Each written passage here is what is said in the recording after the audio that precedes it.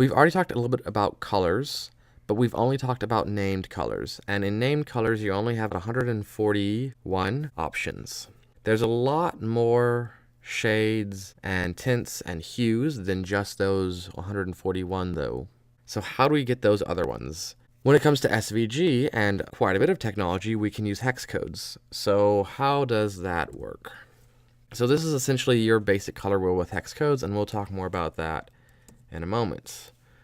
To really be able to understand this and be able to use it well, you're going to need to have a basic understanding of color models, how to use hex colors, and then we're just going to add transparency in there at the end because it kind of rounds out colors and what you can do with them. Alright, so there are different color models. There are more than this. There are more than 4, but these are the most common ones that people talk about. RYB, RGB, CMYK, and HSV. And the reason that these are important is the way that they work, the way that they create other shades. The way that you make purple with the RYB color model is not the same way as the RGB or the CMYK, or even the HSV. So this isn't just a simple conversion, it actually changes the way it works, and that will make more sense as we actually go through them. So let's start with RYB. So RYB is the color model that most people think of. If you ask someone how to make green, they're probably going to refer to this one. Or if you ask them orange, they're going to say red and yellow. Or if you ask them purple, they're going to say red and blue. They base things off of the idea that red, yellow, and blue are the primaries. And then from there you have the secondaries of green, orange, and purple. And between those secondaries and their primaries, you have intermediates like yellow, green, or blue-green, or red-orange, etc. This is sort of the traditional color model that people think of, but it's not actually that accurate, but it's very ingrained into our culture. This little illustration here actually is from like the 1700s in like France, so it's been around for quite a while. It's fairly dated. RGB is sort of similar, but not really. It might seem similar because it's only one letter difference. It's red, green, blue instead of red, yellow, blue, but actually it's quite significantly different in the way that it works. So red, yellow, blue is a subtractive color model. If you start with yellow and you add blue to it, the result is darker than yellow. If you add red to the yellow instead, the orange is darker than the yellow. If you add red and blue together, the purple is darker than the red and the blue. Well, depending on the shade, maybe not darker than the blue. But as you mix colors together, things get darker. They don't get brighter. RGB is different. RGB is additive. As you add the colors together, they get brighter. RGB is considered to be the primary colors of light. So if you mix a red light and a green light together, you're going to get yellow. Yellow is not primary. Yellow is secondary. If you add red and blue together, you're going to get magenta. And if you add blue and green together, you're going to get cyan. And you can see those here in this little video of me mixing colors. You can see these secondary shades coming in between the overlaps of these primary colors. So the way that you would make purple with RGB is quite a bit different than how you'd make it with RYB. Now, CMYK is a subtractive color model, and this is a more accurate color model than the RYB. This is really the one that we should think of probably when we talk about paint or ink. Now, when we mix these together, things get darker because it's subtractive, just like with the RYB concept. So yellow and cyan together will give you green, and cyan and magenta together give you blue, and magenta and yellow together give you red. And notice in the middle you've got that blackish color, that color approaching black. And also notice that these secondary colors, this red, green, blue, that's the other color model that we just discussed. And the secondaries from that color model, cyan, magenta, and yellow, so CMY. The results of mixing these are darker than what you mix together to get them. Now, what is the K? So K is key black. And the reason for that is when you're printing or you're using ink, it's really hard to get just the right balance of cyan, magenta, and yellow to get something that really feels black. It often gives you more of like a brownish or it's like a near black. And instead of trying to calibrate everything perfectly, it's easier just to add in a key black to use with these instead. It also can be less ink too, because if you're having to mix together 3 different inks together, it's easier just to have key black separately. This also allows you to get darker shades of like yellow, magenta, cyan, or what they can mix together without having to use as much ink either, because you can just use a touch of black. So black isn't really part of that color wheel itself, but it's easier to include in there for practical reasons when it comes to printing. And we use this color model when it comes to high quality printings, although they might supplement it with additional specialized inks. The last one that we'll talk about is HSV, and this one it's a little odd to me, although maybe not for everyone. HSV is hue, saturation, and value, although sometimes it's HSB with hue, saturation, and brightness. Quite a few applications use this, so if I grab just one of these elements and I go into here where I can change the color, this is HSV or HSB, so you have your hue, and you can choose which hue you want, and from there you can choose how saturated it is, and then you can also choose the value or the brightness. Now the way that hue is represented is by a degree, because it's based actually more sort of on a color wheel. This is more or less actually that same thing as the HSV or HSB track there. It's just sort of in a different display. So now let's show how we can actually use some of this for what we're doing. To choose our own colors with SVG with a great degree of customability, we use the RGB color model. And the way that we do that is with hex codes. We essentially have 6 slots here for 6 different characters. And each of these 2 place values represents the brightness of that color. So the first 2 are for red, so R. Second 2 are for green, so G. And the last 2 are for blue, or B, so RGB. Now, as we're doing this, you want to think about these colors as becoming brighter as the number gets larger, not becoming lighter. We are working with light, but it's about the intensity or the brightness of red light, green light, and blue light mixing together. That's essentially what a lot of electronics and monitors use too. They're combining different combinations of those colors to create the colors you're seeing.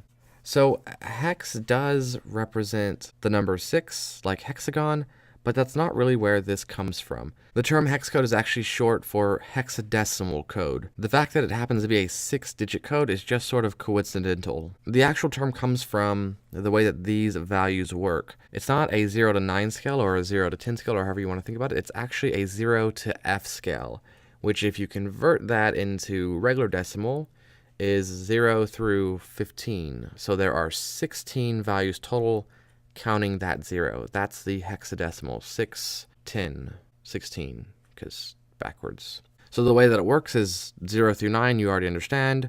Once you get above 9, it doesn't go to 10. It goes to A, and then to B, and then to C, D, E, F. And then it goes to 10. But 10 doesn't represent 10. It gets a little confusing, but you start to get the hang of it. Essentially, in the regular decimal numbering system, 2 place values can represent 100 numbers, 0 through 99.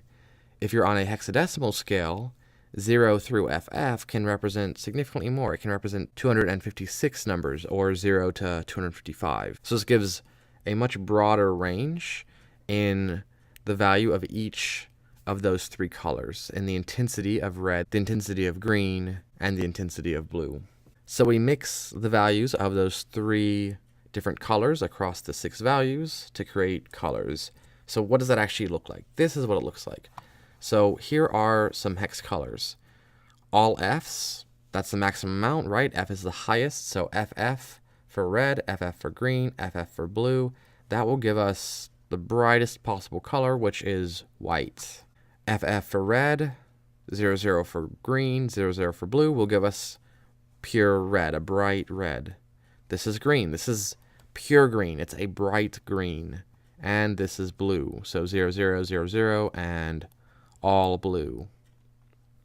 If we want other colors like yellow and purple and orange, these are what some of those shades can look like. Now yellow is pretty easy because full red and full green will give us a nice bright yellow.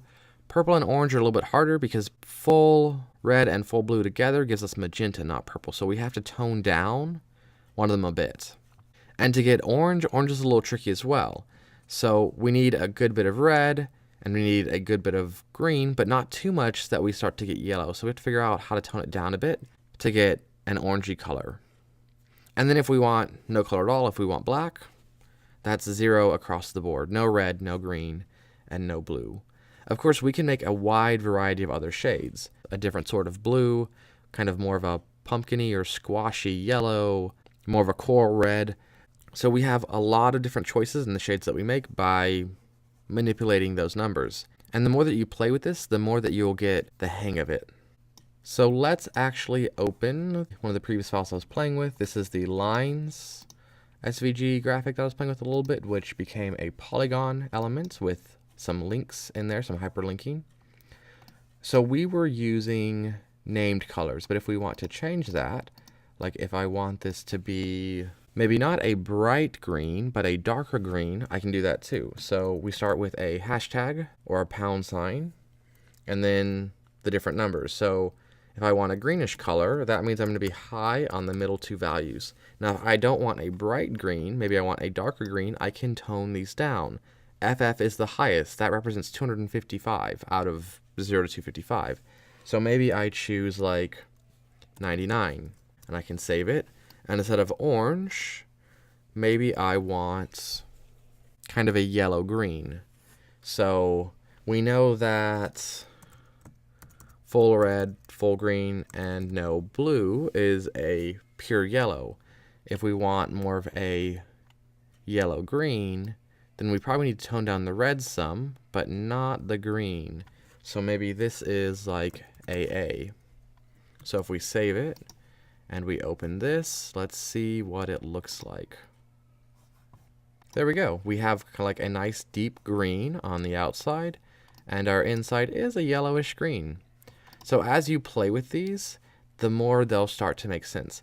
Now, the example that I showed a moment ago had like different values for the two different ones. Until you get really used to it, I wouldn't recommend really messing with the second value. Just sort of mess with the two together.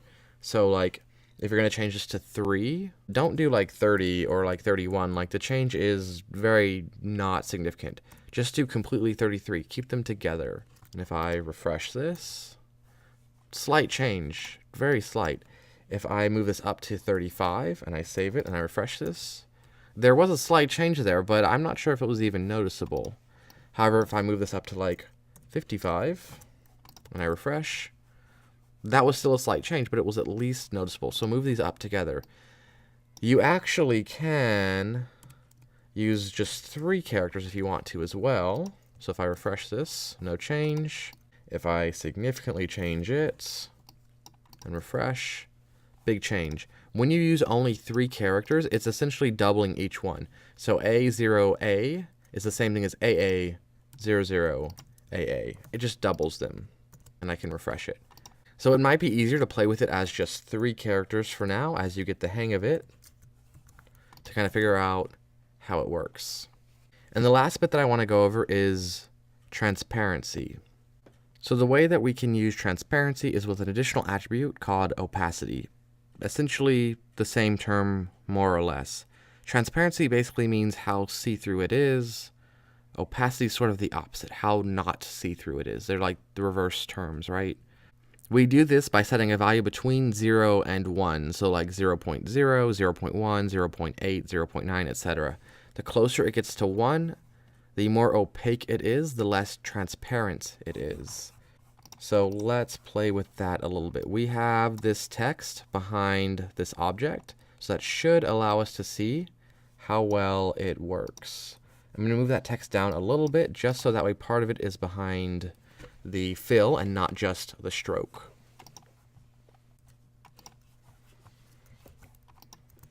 I think that placement will do okay because part's behind here and part is behind there, so that should work. So we can type in opacity and it can equal whatever value we want. So like 0.3, and if I save it and I refresh it, there we go. Now it's quite see-through. If I don't want the whole thing to be that level of transparency, like I want the fill to be one level of transparency and the stroke to be a different level, I can adjust them separately. So I can do stroke opacity is maybe 0.3, and then fill opacity is 0.8, and I can save it and refresh, and there you go. Now keep in mind that obviously there is some overlap here between the stroke and the fill.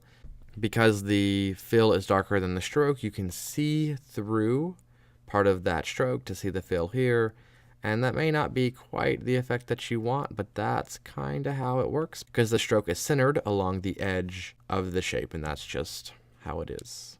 There have been motions to change how that works to be able to define whether it's on the center or the inside or the outside of the shape, and it's gone back and forth, and we can discuss some of that later and how you can force that to go in one direction or the other, but it's a little bit more complex and not within the scope of this video. So thanks for watching. In the next video, we're going to use some of those hex codes to actually create gradients.